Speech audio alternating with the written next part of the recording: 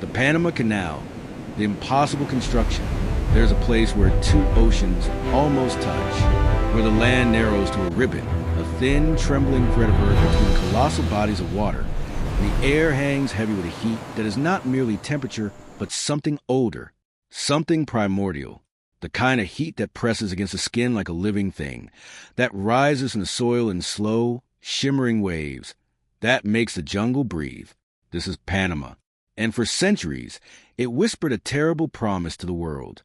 Stand at its edge and look west. The Pacific opens before you, vast and indifferent. Turn east, the Atlantic waits. Between them, barely 50 miles of mountain and jungle and swamp and disease.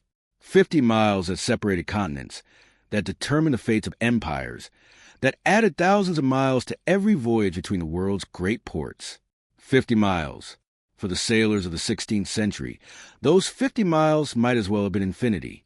The Spanish conquistadors understood the strategic power of this narrow waste of land almost from the moment they arrived.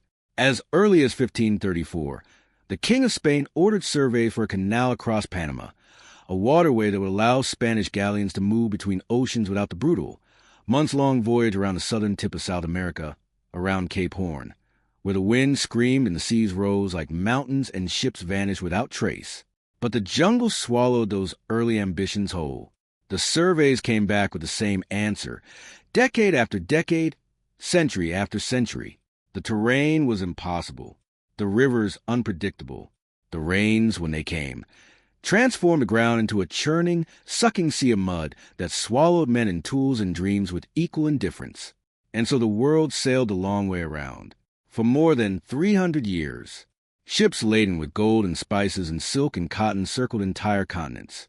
Crews spent months at sea to travel between waters that were, in truth, barely separated. Men grew old making the voyage. Men died making the voyage. The mathematics of global commerce bent themselves around this impossibility, this narrow strip of land that refused, stubbornly and absolutely, to be crossed. Then came the age of steam. Then came the railroads. Then came an era when humanity began to believe, with a confidence that bordered on arrogance, that there was no natural obstacle it could not overcome. And the whisper of Panama grew louder. It was the completion of the Suez Canal in 1869 that changed everything, that transformed the idea from fantasy into apparent certainty. Ferdinand de Lesseps had done the impossible. He had cut a channel through the Egyptian desert, through 100 miles of sand and ancient earth, and had connected the Mediterranean to the Red Sea. Ships that once sailed around the entire continent of Africa could now pass through in hours. The world watched and the world marveled, and de Lesseps became, in a single decade, the most celebrated engineer on the planet. Not merely an engineer, a visionary, a conqueror of geography, a man who had reshaped the physical world itself. When de Lesseps turned his gaze toward Panama in the late 1870s, the world believed him without question. He was 73 years old. He had never actually built anything himself. The Suez Canal had been engineered by others, managed by others, dubbed by others. De Lesseps had been a promoter, its face, its magnificent dream salesman. But the world did not know this distinction or chose not to care. His name was synonymous with the impossible made real. In 1879, de Lesseps convened an international congress of engineers in Paris to debate the best route for a canal across Panama. The Congress was carefully choreographed. The votes were managed. The engineers who raised serious objections were sidelined or ignored. De Lesseps wanted a sea-level canal, a simple, straight cut from ocean to ocean, like Suez, and he intended to have one. The experts who understood what Panama actually was, what it hid beneath its canopy of green, were not invited to speak. On January 1st, 1880, Ferdinand de Lesseps arrived in Panama with his daughter and his champagne and his unshakable certainty. There were speeches. There were celebrations. A golden shovel broke symbolic ground. Photographs were taken. The world's press declared the dawn of a new era. No one mentioned the Chagres River. No one mentioned the mountains. No one mentioned what happened to the human body in that particular heat, under that particular rain, breathing that particular air. Work began in earnest in 1881. 20,000 workers arrived from the Caribbean islands, from Jamaica, from Barbados, from Martinique, men who had come for wages and opportunity and the chance to build something that would outlast them. They came with their tools and their hope, and their letters home to families who would not see them again. The jungle received them. The French engineers had imagined the Suez, a relatively flat excavation through dry, manageable terrain.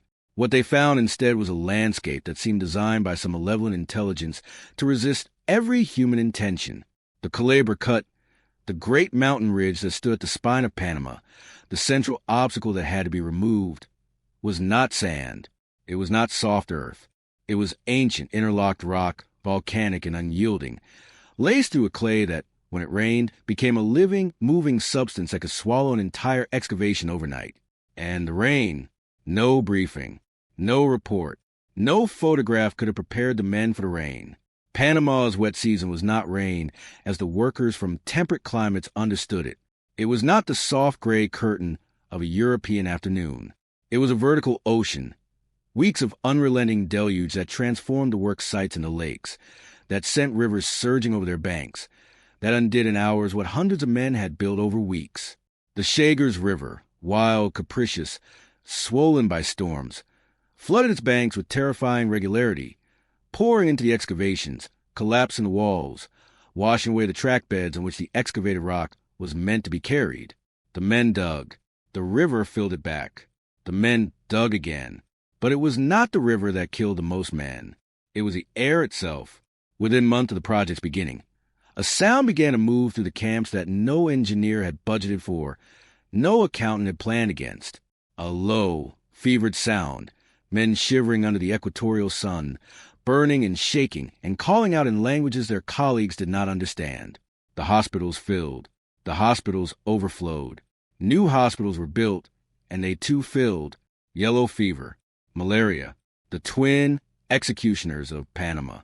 In 1881, no one understood that these diseases were carried by mosquitoes, by the delicate, unremarkable insects that bred in every pool of standing water, in the pottery jars of drinking water left outside the hospital wards, in the flower vases placed by well-meaning nurses beside the beds of the dying. The French nurses had planted flowers in water-filled containers throughout the hospital grounds. They had, with perfect and terrible irony, created mosquito nurseries around the beds of the sick. The death toll began to climb, slowly at first, and then with gathering momentum, as though the jungle itself had decided to accelerate proceedings. Engineers died. Foremen died. Accountants, doctors, skilled laborers brought enormous costs from Europe. Dead. The French engineers began to leave. The company could not publicize the mortality figures without triggering panic, so the figures were suppressed. The bodies were buried quietly, sometimes at night. Coffins were ordered in such quantities that the shipping manifests noted them simply as dry goods.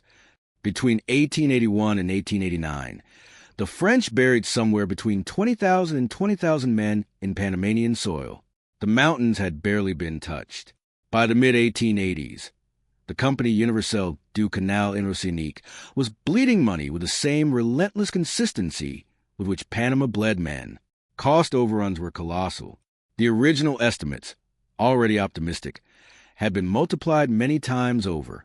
Back in Paris, the company sold bonds to French citizens, to ordinary families, to pensioners and shopkeepers and teachers who trusted the name of Ferdinand de Lesseps with the same reverence they gave to national heroes. 800,000 French investors, 800,000 families who handed over their savings in the belief that they were buying a share of the future. De Lesseps returned to Panama in 1886. He was 79 years old. He walked through the camps and he gave speeches and he radiated confidence. And those around him, those who knew, who had seen the ledgers and the graves, said nothing. An old man's certainty is sometimes indistinguishable from an old man's terror. The money ran out in 1888. There was a desperate scramble. New bond issues. Bribes to French politicians to smooth legislation. A corruption scandal that would later engulf hundreds of officials, newspapers, members of parliament. A scandal so vast that the French language acquired a new word for it. The Panama affair became synonymous with institutional corruption, with the spectacular ruin that follows when ambition outruns honesty. On February 4th, 1889, the company Universelle du Canal Interoceanique declared bankruptcy. The jungle went quiet. The excavation equipment stood in the heat and the rain and began, slowly, to rust. The hospitals emptied of patients and filled with vines. The half-cut mountains exhaled and the earth began its patient work of reclamation, filling in the cuts, softening the edges, drawing the green back over the wounds that 10 years of frantic human effort had made. In Paris, the investors received letters. 800,000 families received letters. De Lesseps died in 1894 in a private sanatorium, his mind retreating into a merciful distance from a ruin he had left behind. His son was convicted of fraud and sentenced to prison. The greatest engineering failure in human history was also the greatest financial fraud. And the two were almost inseparable, bound together by the same fundamental refusal to acknowledge what Panama actually was. For more than a decade, the jungle held its ground, but the idea would not die. The age demanded a canal. The global economy demanded a canal. The United States of America, rising with startling velocity toward a kind of power the world had not yet seen, demanded a canal. Theodore Roosevelt became president in 1901. He was 42 years old, the youngest president in American history, a man constituted almost entirely of velocity and will. He looked at the map of the Western Hemisphere with the clear eyes of someone who believed, without apology, that what was the primary force in human events. He looked at Panama, and he decided the American Canal would be built. The diplomacy around this decision was not gentle. Colombia, which controlled Panama, negotiated with Washington over the terms of a canal treaty. The negotiations collapsed, and then in November of 1903, a revolution conveniently erupted in Panama. The Panamanian separatists declared independence from Colombia. American warships sat in the harbor. Colombian troops who might have suppressed a rebellion found themselves unable to move. The United States recognized the new Republic of Panama within 3 days. A treaty was signed within a fortnight. Theodore Roosevelt would later say, with a candor unusual in statecraft, "I took the canal zone and let Congress debate." The Latin American nations observed and understood. The canal's history carries its knowledge in its foundations, built on an act of imperial geometry, on the redrawing of maps according to desires of the powerful. America purchased the rusting remnants of the French excavation for $40 million. Then the work began again. The first years were quiet catastrophe. The Americans repeated, with impressive fidelity, the errors of the French. The initial chief engineer, John Finley Wallace, arrived in 1904 to find equipment in ruins, workers demoralized, the jungle indifferent. He lasted less than a year. His replacement, John Stevens, arrived with more practical instincts, but the fundamental problem remained what it had always been, the disease. It was William Crawford Gorgas who changed everything. A military physician from Alabama who had battled yellow fever in Cuba, Gorgas arrived in Panama with a hypothesis that most of the medical establishment still viewed with skepticism, that yellow fever and malaria were both transmitted not through foul air or infected water, but through the bite of the Anopheles mosquito and the Aedes aegypti mosquito, respectively. If this was true, if the insect was the vector, then the disease could be controlled not by treating the sick, but by eliminating the breeding grounds. What followed was one of the most systematic environmental campaigns in human history. Gorgas divided Panama into zones. Every pool of standing water was drained, oiled, or filled with sand. Every cistern was covered. Every swamp was treated. The grass around the canal settlements was cut and burned. The hospitals, those terrible flower garden mosquito nurseries, were screened, fumigated, transformed. Sulfur candles burned in every ward. Copper screens covered every window. It took 2 years. 2 years of near total commitment, of enormous expense, of effort that many thought was wasted on unproven theory. And then in 1906, yellow fever disappeared from Panama. Not reduced, not diminished, gone. It was perhaps the most consequential single act of public health in the history of infrastructure. The canal that was built in the years that followed was built on the foundation of that achievement, on a radical, science-driven decision to understand disease rather than simply endure it. Gorgas had not moved a single cubic yard of earth, but without him, the canal could not have been built. Now the earth could begin to move. The man who moved it was George Washington Goethals, an Army Corps engineer assigned as chief engineer in 1907 after John Stevens resigned. Where the Lesseps had been a visionary and a showman, Goethals was something harder and perhaps more necessary. A systematic, implacable problem solver who treated the canal not as a dream, but as a series of engineering problems to be attacked in sequence. He abandoned the sea-level canal. The mountain was too large, the Chagres River too powerful. Instead, and this was a decision that made everything possible, Goethals committed to a lock canal. The ships would not pass through at sea level. They would be raised, lifted by enormous water-filled chambers step by step to the level of an artificial lake created by damming the Chagres River itself. They would cross the isthmus at altitude, then be lowered again on the Pacific side. The solution was to use the very forces that had defeated the French. The Chagres River, which had flooded and destroyed and defeated and mocked the French excavations for a decade, would become the canal's engine. Dammed at Gatun, it would create Gatun Lake, then the largest artificial lake in the world, a body of water through which the ships would sail. The monster had been tamed and made a servant, but the Culebra Cut remained. 9 miles of mountain, rock and clay in geological defiance, standing at the Continental Divide, the spine of the Americas. This was where the Panama Canal would be won or lost. This was where the mathematics of human ambition met their most brutal test. At its peak, more than 6,000 men worked simultaneously in the cut, in shifts around the clock, a population of labor that exceeded the size of many European towns. Steam shovels, Bucyrus steam shovels, enormous mechanical animals that could move 100 tons in a single day, worked in lines, eating into mountainside while trains of flat cars carried the excavated material to the dumps. The sound was oceanic. The smell was sulfur and steel and dynamite, in particular sharp, mineral smell of freshly broken rock. 50 tons of dynamite were detonated in a single day. 50 tons. And still the mountain refused. The clay-laced rock did not simply sit and wait to be removed. As the excavation deepened, the pressure on the remaining walls increased, and the walls began to move, slowly, catastrophically, with a grinding inevitability that gave the workers nightmares. Entire sections of the cut wall would break away and slide into the excavation. Not a collapse, not an explosion, but a long, slow, unstoppable movement, as though the mountain were a sleeping body rolling over in its sleep. In October 1907, the east bank of the Culebra Cut slid, 500,000 cubic yards of earth and rock, moving at the pace of a slow walk, consuming everything in its path. Tracks were buried. Equipment was swallowed. The weeks of work that had preceded the slide were simply absorbed back into the mountain, as if they had never been. The men looked at the slide, and they returned to work. There was no speech, no ceremony of recovery. Goethals issued orders. The steam shovels repositioned, the drilling teams moved in new positions, and the excavation continued. That was the character of the Panama Canal's construction. Not heroism in the dramatic sense, not men rising to singular moments of courage, but something more grinding and perhaps more admirable. The decision, made daily, to return to an impossible task, knowing that the task might swallow the work again.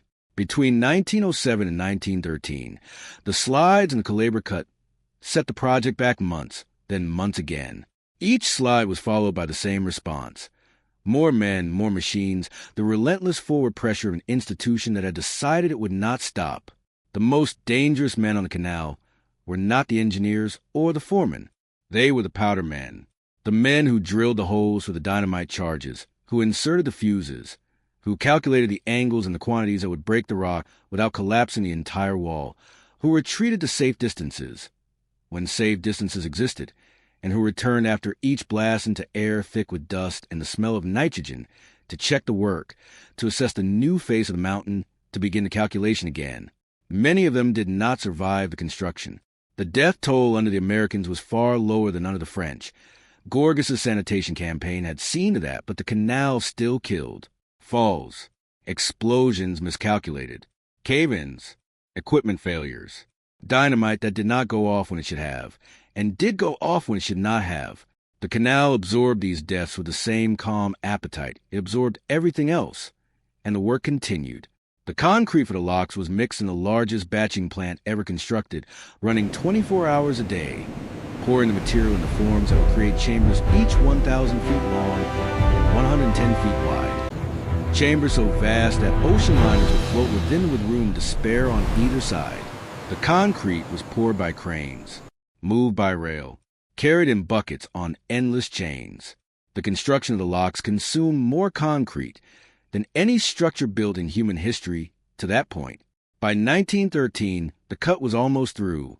The mountain had been lowered by more than 80 feet. More than 100 million cubic yards of material had been removed, a volume large enough to bury the island of Manhattan to a depth of 12 feet. The steam shovels had eaten the spine of the Americas. On September 10, 1913, a small blast of dynamite broke the last dike separating the Culebra Cut from Gatun Lake. The water came in slowly at first, a dark tongue of lake water finding its way through the new gap, widening it, deepening it, and then flowing with increasing confidence into the great cut, rising along the walls from which the mountain had been taken, filling the bottom of the excavation, climbing toward a level that would allow ships to pass. The water rose in silence. A few men stood and watched. There were no speeches. On August 15, 1914, a cement ship called the SS Ancon made the first official transit of the Panama Canal. She entered the locks at Gatun, was lifted through 3 chambers, crossed Gatun Lake, passed through Culebra Cut, now Pedro Miguel Cut, was lowered to the Pedro Miguel Lock, crossed Miraflores Lake, and was lowered again to the Miraflores Locks into the Pacific Ocean. The transit took 9 hours and 40 minutes. 10 years of construction. The labor of 45,000 workers at the peak of operations. The death, in total across both the French and American eras, of an estimated 25,000 men. The expenditure of roughly $375 million American dollars.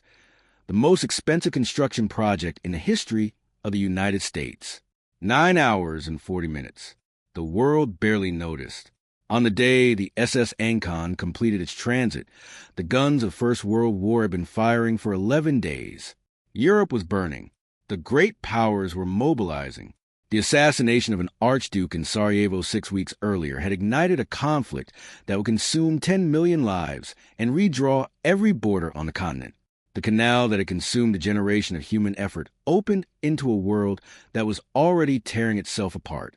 The age of empire had built canal, and the age of empire was ending. But the ships came. They came in the weeks after the opening, and they came in the years and decades that followed. They came in their hundreds and then their thousands. They came carrying grain and ore and oil and automobiles and every commodity that the industrial world produced and consumed. They came from every port on earth, from the fog-bound harbors of northern Europe to the sun-bright anchorages of the South Pacific, from the freezing waters of Siberia to the mangrove channels of West Africa. The canal changed the mathematics of global trade as completely as any human construction has ever changed anything. Distances that once required voyages of weeks were collapsed to days. Costs that had made certain routes uneconomical became viable. The Pacific coast of the Americas, which had been accessible only by the long voyage around Cape Horn or the difficult crossing of the continent, was suddenly within reach of the Atlantic world.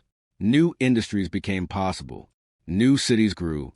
The western coast of the United States was transformed. The commerce of Asia with the eastern seaboard of America moved through this narrow cut in the earth. The canal did not merely connect 2 oceans. It rewired the world.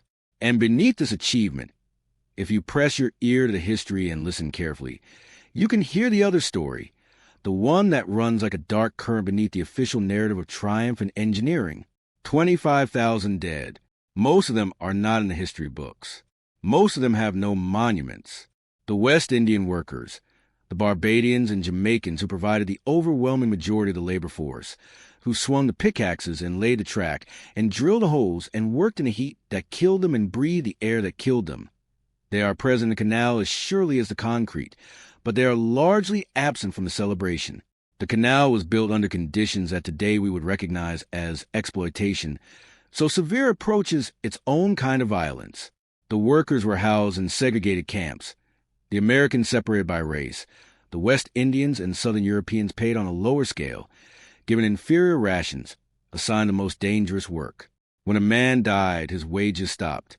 When a man was injured, the company's liability was minimal. The canal was built by men who had no power over the conditions of their own labor, who had come for wages and stayed because they had no means to leave, who are remembered collectively as the workforce rather than individually as the human beings they were. Men with names and families and dreams that the jungle and the rock and the fever interrupted and ended. To know the canal fully is to hold both truths simultaneously. The extraordinary human achievement and the extraordinary human cost. The engineering triumph and the exploitation that made it possible. These are not separate stories. They are the same story. Stand at the edge of the Miraflores locks today. Watch the water rise. Watch a ship that weighs 50,000 tons live silently within those concrete walls. Water flowing from one chamber to the next through a system of pipes and valves so elegant in its engineering that it requires no pumps. Only gravity, only the difference in water level between one chamber and the next, the patient mathematics of hydrology. Watch the gates, each one 700 tons of steel, swing open on their hinges as smoothly as doors. Watch the ship pass through. It is one of the most beautiful mechanical things in the world. There is a quality to it that approaches the ceremonial, the sense that something here has been elevated above mere function into something that participates in meaning. The canal works with such precision, such clarity of purpose, that watching an operation feels less like watching an industrial process and more like watching an idea made physical. The idea that human will can impose itself on the planet's geography. The idea that obstacles which appear absolute are, in time and with sufficient suffering, merely difficult. The idea that what cannot be done and what has not yet been done are not the same thing, but ideas have consequences. And the men who built the canal understood this better than the men who designed it. The men who dug the Culebra cut with picks and shovels in the heat of a Panamanian afternoon understood, without the need for philosophy, that every dream of grandeur descends eventually to particular, to the specific weight of the tool in the hand, to the specific depth of the blister, to the specific sound of the man working next to you who will not be there tomorrow. The canal is a century old now, and has been widened and deepened and expanded to accommodate ships that the men of 1914 could not have imagined. Vessels longer than the Eiffel Tower is tall, carrying more cargo than entire merchant fleets of the 19th century. It is still one of the 7 engineering wonders of the modern world. It still carries 5% of global trade. It is still working every day, with the methodical patience of someone that has outlived its builders and will outlive the ships that pass through it. But the jungle is still there. Stand at the edge of the cut and look at the walls, and you will see the green returning, not as ruin. The canal is too well maintained for ruin, but as reminder, the vines and the roots finding their way into the concrete, as they have always found their way into everything men have made in that particular heat, under that particular rain. The jungle is patient in a way that human ambition is not. It does not compete. It simply waits. And there is a lesson in that waiting, if we choose to hear it. The greatest projects of human civilization, the canals, the cathedrals, the roads, the cities, are not monuments to human permanence. They are arguments against impermanence, arguments made in stone and steel and concrete, arguments that must be maintained and defended and renewed in every generation, or the jungle takes them back. Every civilization that has ever built anything of lasting worth has understood this. Even when it has not said it plainly, the work is never finished. The canal is never simply built. It must be maintained against the same forces that resisted its creation, the water, the earth, the heat, the slow, indifferent pressure of the natural world against everything that human hands have made.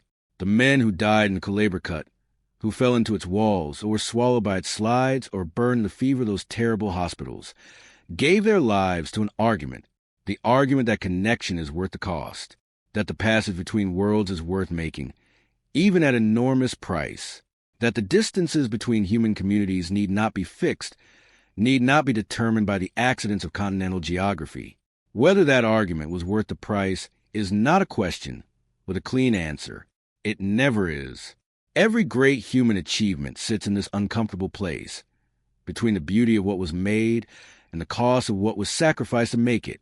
The canal sits there still, lifting ships and lowering them, connecting oceans, participating in the daily commerce of the modern world, asking nothing in return except that we remember, somewhere beneath the official celebration, what it cost. 25,000 names, most of them unknown, most of them unremarked upon by the ships that pass above the ground where they were buried. The Atlantic waits at one end, the Pacific waits at the other, and between them, 50 miles of human audacity and human grief and human achievement, moving still, working still, as the jungle watches from the edges with its ancient, unremarkable patience. We build because we must. We build because the distance between where we are and where we wish to be is intolerable. We build because the alternative, to accept the world exactly as we found it, to sail forever around the long, cold bottom of the earth, is a diminishment that something in us refuses.